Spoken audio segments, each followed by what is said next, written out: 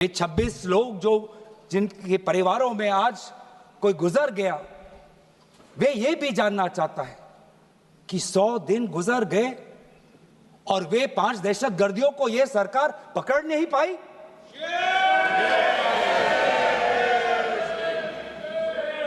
देश के वो लोग ये भी जानना चाहते हैं कि ये जो 5 दहशतगर्दे थे, दहशतगर्दी जो आए टेररिस्ट, निश्चय इनको किसी ने पनाह दी, निश्चय इनको किसी ने जानकारी दी, निश्चय ये पूरा जो 1 घंटा का जो उन्होंने गोला बारूदी की, उसके बाद ये फरार हो गए। उनको फरार होने में भी किसी ने उनकी मदद की और आज भी ये 100 दिन हो गए और सरकार के पास कोई जवाब नहीं। आज आपके पास ड्रोन है, आपके पास पेगासस है, आपके पास सैटेलाइट है, वहां पे सीआरपीएफ है, वहां पे बीएसएफ है, वहां पे सीआईएसएफ है, वहां पे आदरणीय गृह मंत्री कुछ दिन पहले ही गए थे पूरा रिव्यू लेने के लिए और आप किसी को पकड़ नहीं पाए। ये कैसा बंदोबस्त? आपने कहा कि आर्टिकल 370 के चले जाने के बाद जम्मू कश्मीर सेफ है, जम्मू कश्मीर में आइए, लोग आए, लोगों ने अपने आप को सुरक्षित महसूस किया, लेकिन बेसारन में देखा कि कितने वो निहत्थे थे, कितने वो असहाय थे कि लगभग 1 घंटा लगा एक एम्बुलेंस उनके पास पहुंचने के लिए। पुलिस पर अगर आर्मी भी आई तो चल के आई। और सर, मैं वो नजारा भूल नहीं सकता, एक मां और एक बेटी चल के नीचे आ रही थी, एक भारत के सिपाही को देखा और सिपाही को देखकर वो रो पड़े, खुशी से नहीं, डर से, क्योंकि उनको लगा कि वे दहशतगर्द जिन्होंने सिपाहियों का यूनिफॉर्म पहनकर वहां पर लोगों को मारा, आज वही दहशतगर्द आज पहाड़ के नीचे उनका इंतजार कर। उस भारत के सिपाही को कहना पड़ा कि मैं भारतीय हूं, तुम डरो मत, मैं भारतीय हूं, तुम सेफ हो, सुरक्षित हो। ऐसा दहशत उन्होंने महसूस किया।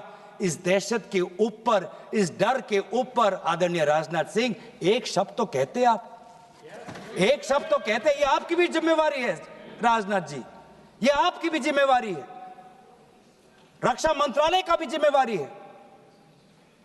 बार बार हम ये देख रहे हैं सर कि आदरणीय गृह मंत्री जाते हैं, कहते हैं कि बहुत अच्छा बंदोबस्त हो गया है, टेररिज्म के हमने उनकी रीढ़ की हड्डी तोड़ दी, तब भी उरी होता है, तब भी बालाकोट, तब भी पुलवामा होता है, तब भी पहलगाम होता है। अंत में जाके जिम्मेवारी कौन लेता है? जम्मू कश्मीर के लेफ्टिनेंट गवर्नर नहीं। अगर जिम्मेवारी किसको लेनी पड़ेगी तो आदरणीय गृह मंत्री आपको लेनी पड़ेगी, नैतिक जिम्मेवारी आपको लेनी पड़ेगी। आप लेफ्टिनेंट गवर्नर के पीछे नहीं छुप सकते, आप लेफ्टिनेंट गवर्नर के पीछे ये केंद्र सरकार नहीं छुप सकती, क्योंकि गृह मंत्री खुद वहां पे थे कुछ ही हफ्ते पहले, खुद उन्होंने सिक्योरिटी का रिव्यू लिया कि आपके पास जानकारी नहीं थी। और सर, ये सरकार इतनी कमजोर, ये सरकार इतनी बुज़दिल कि आज उन्होंने इस सर में, क्योंकि उन्होंने अगर इसका किसी का दोष दिया तो टूर ऑपरेटर्स को दोष दिया कि टूर ऑपरेटर्स बिना अनुमति के द्वारा, बिना लाइसेंसेस के द्वारा लोगों को बेसारन ले जा रहे, हमें तो पता ही नहीं था। ये है इनका कारण, ये बताना चाहते हैं। तो सर, यही तो दुख की बात है कि कहीं ना कहीं एक सरकार में एक अहंकार आ चुका है। इंटेलिजेंस और सिक्योरिटी जो फ्रेमवर्क है, एस्टैब्लिशमेंट है, जो लोग हैं जो निर्णय लेते हैं इंटेलिजेंस और सिक्योरिटी की, आज उनमें एक अहंकार आ गया है कि चाहे जितनी भी बड़ी गलती हो उन पर कोई सवाल नहीं उठा सकता। लेकिन आज हम सवाल उठा रहे हैं।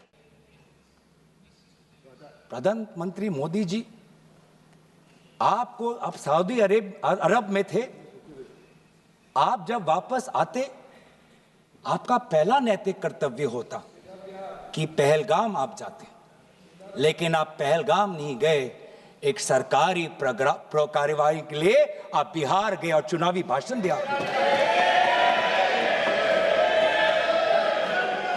देश के मुखिया सऊदी अरब में थे, पूरा कार्यक्रम उन्होंने संपूर्ण किया, वापस आए और वो पहलगाम भी नहीं जा पाए और बिहार में जाके चुनावी भाषण दे रहे हैं। अगर पहलगाम में कोई गया तो हमारा नेता राहुल गांधी गया।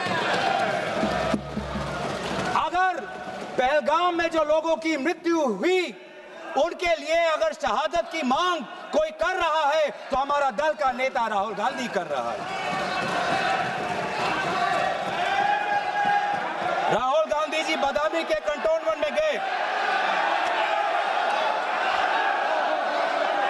सर मैं बोलूं? Sir house in order. Sir house in order में sir house is not in order में रहेगा सर। टाइम लेकिन आप तथ्यों पे बोले, गलत सूचनाएं नहीं दे सदन में, गलत सूचनाएं नहीं मत दे। हम बोलिए इसके ऑर्डर में लाइए सर। कोई सदन में गलत तथ्य नहीं रख सकते आप। सर मैं बोलूं सर कैमरा आएगा मेरे पे। धन्यवाद। आदरणीय अध्यक्ष महोदय, अब बात आती है ऑपरेशन सिंदूर की। आज मैं राजनाथ सिंह जी का भाषण सुन रहा था।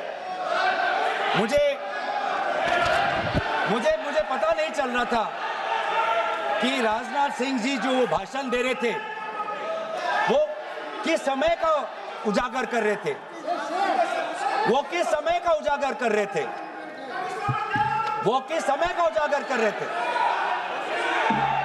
क्या वो 2016 के बाद क्या उन्होंने ये नहीं कहा कि हम घुस के मारेंगे और पाकिस्तान को आज वो उनका जो भी टेररिस्ट इंफ्रास्ट्रक्चर है उसको खत्म कर देंगे? वही बातें तब की, वही बातें पुलवामा की बात की कि पुलवामा के बाद आज हमारे लड़ाकू जहाज अब गए हैं, अब पाकिस्तान अब कभी भी भारत पर उंगली नहीं दिखा सकता। और उसके बाद आज दोबारा वही बातें कर रहे हैं, कि हम घुस के मारे, हमने ये किया, फलाना किया। और ये अब भी कह रहे हैं कि ऑपरेशन सिंदूर कंप्लीट नहीं हुआ, अधूरा है, क्योंकि कल को जाके दोबारा पाकिस्तान कर सकता है। ये खुद कह रहे हैं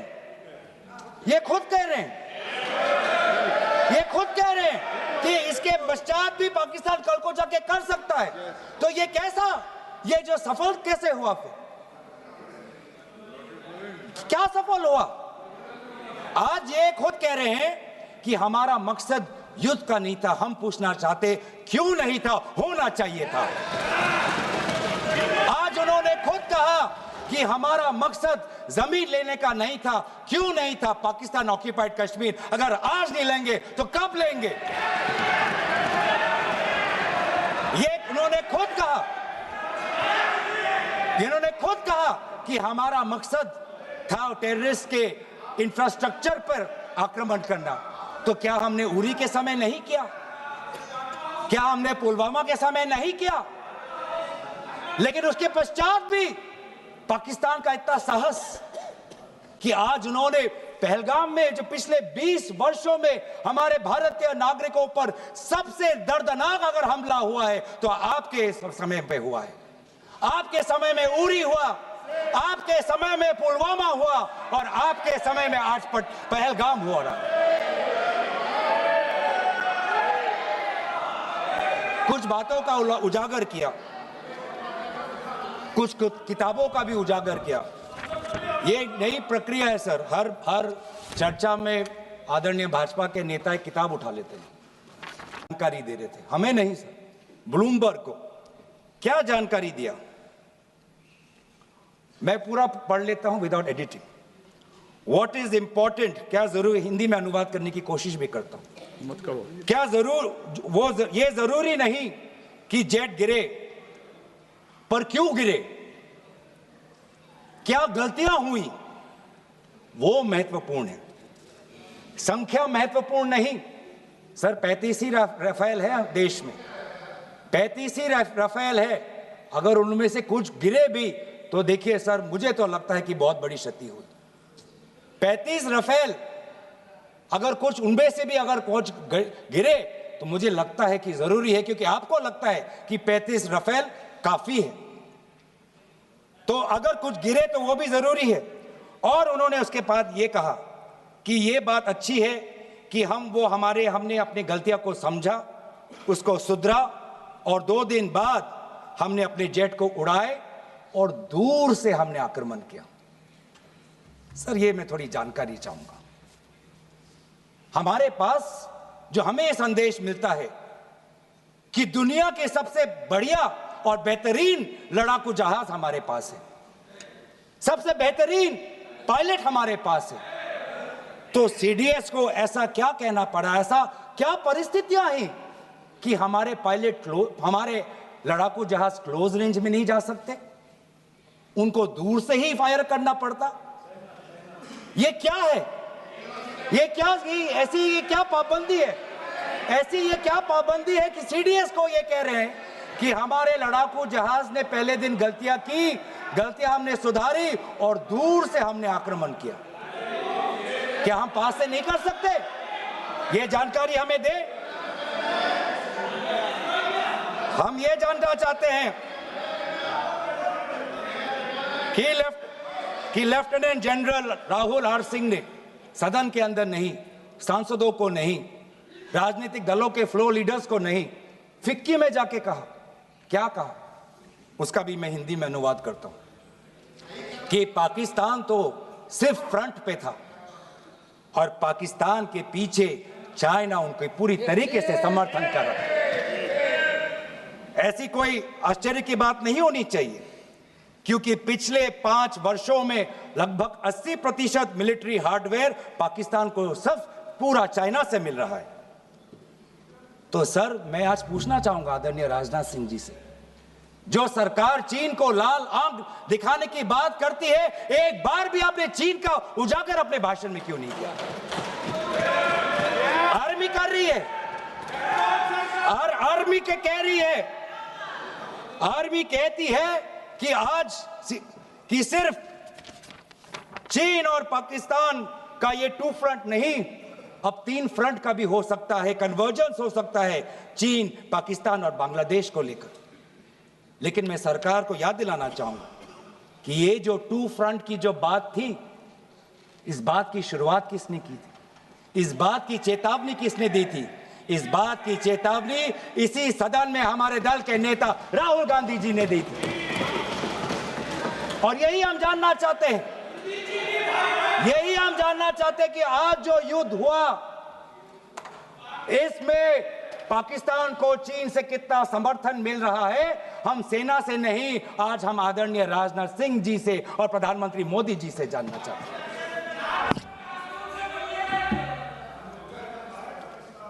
और सर, इंडोनेशिया में जो डिफेंस अटैचे है, उसने तो ताज्जुब की बात कह दी। उसने क्या कहा sir? India defence attache group captain Shiv Kumar ने, हिंदी में दोबारा अनुवाद करता हूं, कि भारत ने लड़ाकू जहाज खोए तो खोए इसलिए क्योंकि कुछ मिलिट्री टारगेट्स पर आक्रमण करने पर पाबंदी थी। क्यों? क्या पाबंदी थी? ऐसे क्या ये राजनीतिक कंस्ट्रेंट्स थे?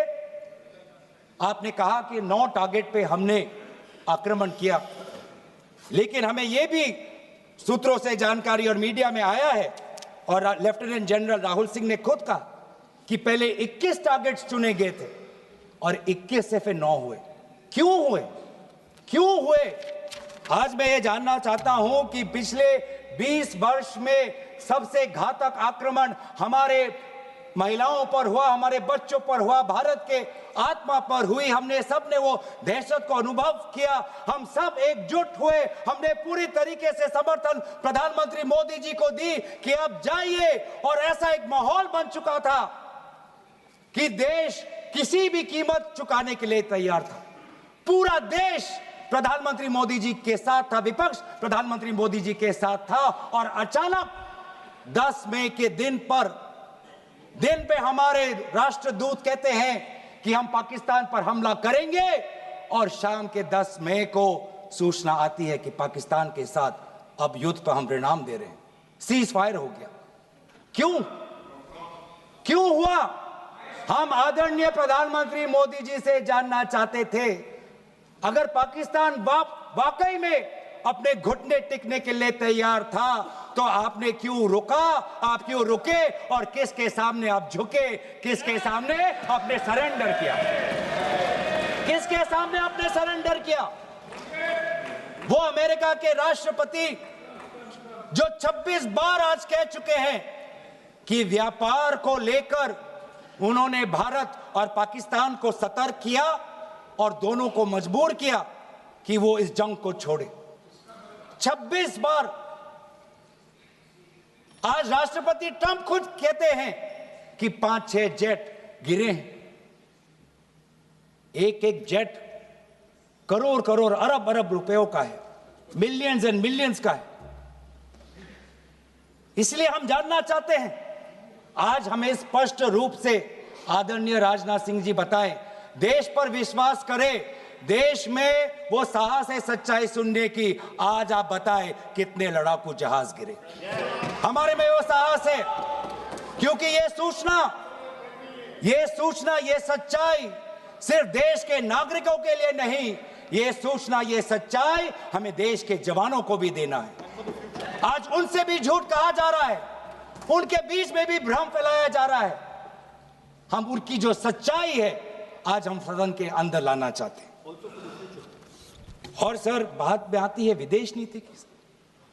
किस मुंह से हम कहें कि विदेश नीति आज सफल हुआ है? किस मुंह से कहें? ये आदरणीय राजनाथ सिंह जी, शंगीला में जो डायलॉग हुआ, उस डायलॉग में जो ड्राफ्ट जो आया, जिसको भारत सरकार ने नकारा, वो ड्राफ्ट बनाने में हमारे ही कुछ सहयोगी देश थे, जिनका नाम मैं नहीं लेना चाहूंगा। लेकिन ऐसे देश जिसको हम परंपरागत दोस्त हम मानते हैं, ट्रेडिशनल एलाइज मानते हैं, आज उन्होंने भी इंडिया और पाकिस्तान को हाइफिनेट कर दी। और आप ये शब्दों के खेल से आप खुश हो कि ब्राजील के डॉक्यूमेंट में पाकिस्तान, ये जम्मू कश्मीर का पाकिस्तान का भी नहीं, ब्राजील के डॉक्यूमेंट में सिर्फ जम्मू कश्मीर में जो दहशतगर्दी हुई उसी की निंदा हुई, पाकिस्तान की निंदा नहीं हुई। पर आप उससे खुश हो? अगर आप उससे खुश हो तो मैं जानना चाहूंगा, जो $1 बिलियन का आर्थिक सहायता IMF ने दिया पाकिस्तान को, उस पर आपको क्या कहना है? हम जानना चाहेंगे, जो ADB एशियन डेवलपमेंट बैंक से 800 मिलियन का आर्थिक सहायता जो मिलेगा पाकिस्तान को, आज भारत उस पर क्या रवैया? वर्ल्ड बैंक का जो $40 मिलियन आ रहा है, और ये पैसा किसको जाएगा सर? पाकिस्तान की नेतृत्व उनकी जनता या उनकी चुनी हुई सरकार नहीं, पाकिस्तान की सरकार का जो रिमोट कंट्रोल है वो पाकिस्तान की सेना के पास है। तो ये सारा पैसा वहीं जाएगा जहां पर हमने मिसाइल गिराई। तो क्या इतना भी हम नहीं कर पाए? क्या इतना भी ताकत नहीं? क्या इतना भी विश्व गुरु में लोगों का विश्वास नहीं, देश अंतर्राष्ट्रीय नेताओं का विश्वास नहीं कि IMF का एड ना जाए पाकिस्तान के पास, वर्ल्ड बैंक का एड ना जाए पाकिस्तान के पास, ADB का एड ना जाए पाकिस्तान के पास? आप में इतना भी ताकत नहीं कि एक देश ने पाकिस्तान को टेरर स्टेट का दर्जा नहीं दिया। एक देश ने आज FATF financial action task force में, जिससे बहुत नियंत्रण पाकिस्तान पे पड़ती थी, आज उससे वो 2022 में निकल आई ग्रे लिस्ट में। क्या वो डालेंगे? तो इसीलिए आज हम ये मांग करते हैं कि सरकार अब डरिए मत, सच्चाई से डरिए मत। उस दिन भी देश सरकार के साथ दहशतगर्दी के खिलाफ खड़ा था, विपक्षी दल सरकार के साथ खड़े हैं, और आज भी दहशतगर्दी के खिलाफ सच्चाई के पक्ष में देश और विपक्ष आज सरकार के साथ। आप हमें अपना दुश्मन ना समझे, हम सरकार के दुश्मन नहीं हैं, हम अपने देश के पक्ष में बोल रहे हैं, जवानों के पक्ष में बोल रहे हैं। पर आप हमें कृपया सच्चाई देने का हमें वो सम्मान दीजिए। सच्चाई सुनने का अधिकार हमारा है, और जितने बार आप झूठ और भ्रम फैलाएंगे, हम उतनी बार आपको पूछते जाएंगे कि आपने क्या किया। और इसीलिए आज मैं खड़ा हूं। अपेक्षा बहुत की थी कि पहलगाम का उजागर होगा, आदरणीय गृह मंत्री नैतिक जिम्मेवारी लेंगे, राष्ट्रीय सुरक्षा सलाहकार नैतिक जिम्मेवारी लेंगे, और प्रधानमंत्री मोदी जी कहेंगे क्यों उन्होंने ऑपरेशन सिंदूर जो अंतिम अंजाम था। हमें तो मीडिया में सुनते हुए ऐसा लगा कि हम कराची में उठेंगे।